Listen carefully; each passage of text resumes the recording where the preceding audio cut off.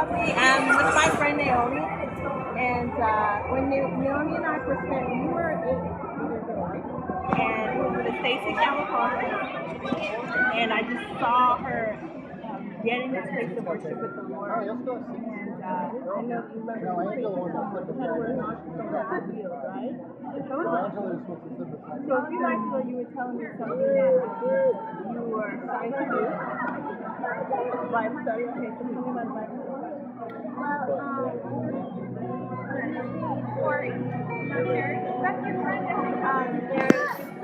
What's she doing? A group of boys that play and they were loud. So they don't listen and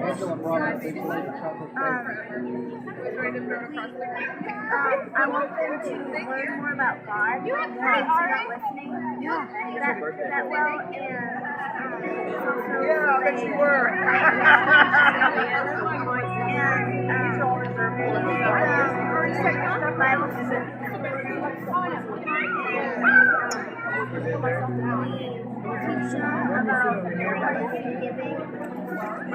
I think we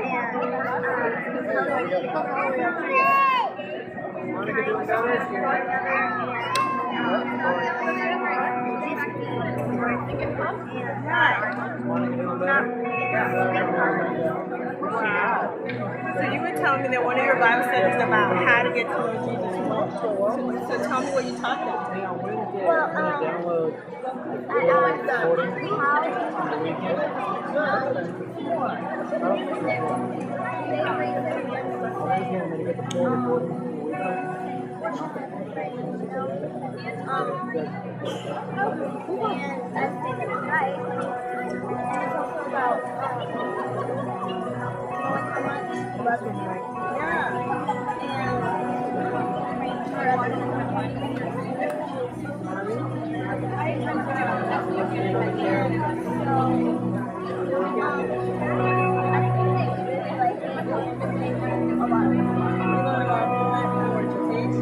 That is so awesome. You inspire me so much. And I just bring so much hope to my heart for the next generation. So I just want to honor you. Thanks for watching, everyone. Okay, so I wanted to explain the video you just saw. That was a video of my 10-year-old friend Naomi. So I met Naomi when she was about 8 years old at a Stacy Camel Conference there in Cedar Park. And from the moment I saw her, she was just lost in this place of deep worship with Jesus. And I was thinking to myself, that is exactly what I need. I mean, I don't even need anything else. I need that childlike heart that just gets lost in Jesus. And she was just weeping and crying. You know, people, worship was over and people were going to their seats and she was just there, just lingering in the presence. So from that moment, I knew that there's just something special about this young girl. So the other night at the Life Link conference, we got to catch up. I've seen her a few times since then at different conferences and stuff. And I love to always ask her, what is Jesus showing you? What is Jesus teaching you? And she starts to tell me that she's leading a Bible study, y'all. A Bible study. She's 10 years old and she's leading a Bible study. She leads other like 5-year-old boys in different teachings. And when she told me that, you know, every time I talk to her, she's has stories about people she's prayed for just in everyday life that's gotten healed and keeps getting words for people. And every time she has a story that like blows me away, that not only humbles me but makes me hungry and makes me just so proud and so inspired by her. And then when she told me that this few days, I was like, she told me she was leading a Bible study, I was like, that's it. That draws the line right there. This girl is amazing. And the reason why I wanted to do a video blog about this is because the Lord has actually been speaking to me about the next generation. I was listening to someone teach the other day and they talked about Psalms 90, especially verse 16 and 17. And so I did what I do, right? Like I just deep dive in the word. I lose myself and I get out my translations and my dictionaries and I just go for it. It's what I love to do. And so I found Psalms 90 verse 16 where it says, "Let your servants see you work again, and let our children see your glory." And when I read that, there was this spirit of intercession just hit me. And I'm not a crier. Like, you guys know me. I'm about the joy. It doesn't. I could watch any kind of sad movie.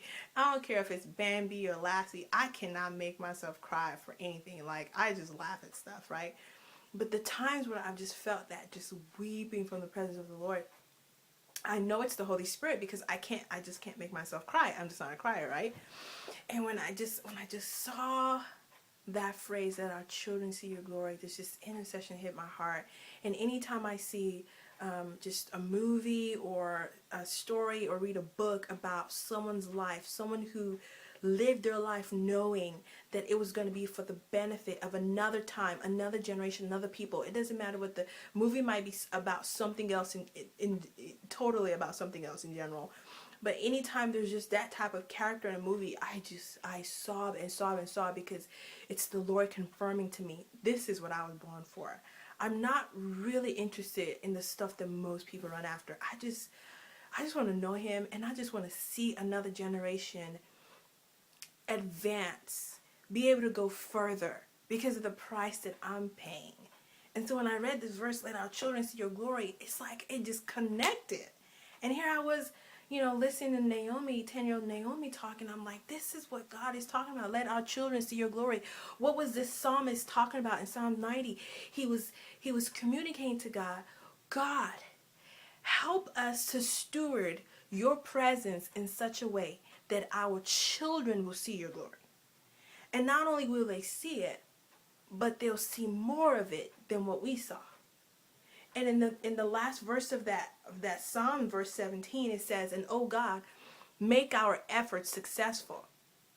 And I'm thinking to myself, what is the psalmist talking about? What does he mean? What efforts is he referring to?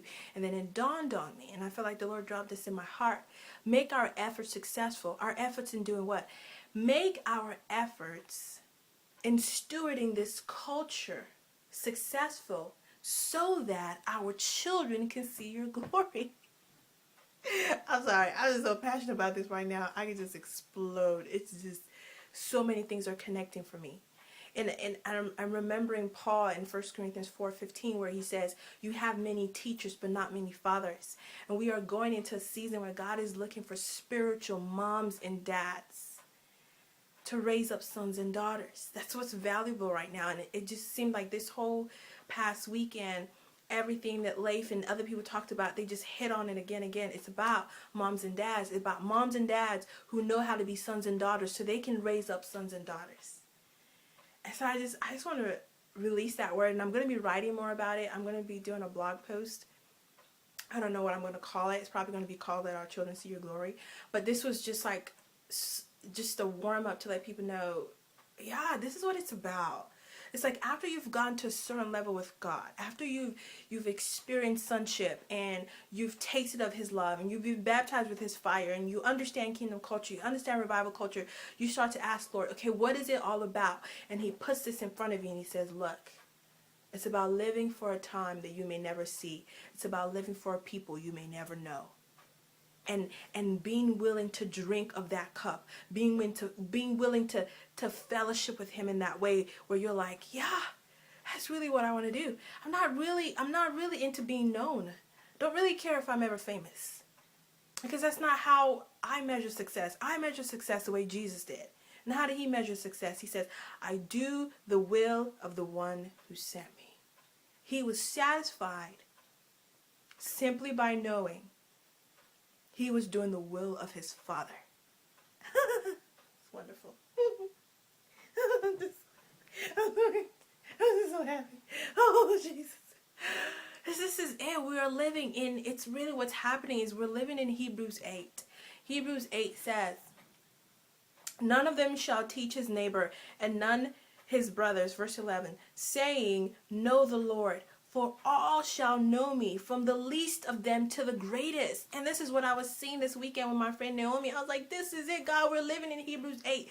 All of them are going to know you. From the youngest to the oldest, from the least to the great. We won't have to say, oh, let's take our children to Bible study or to just where they minister to kids. It'll be like, no, our kids are the ones teaching Bible study.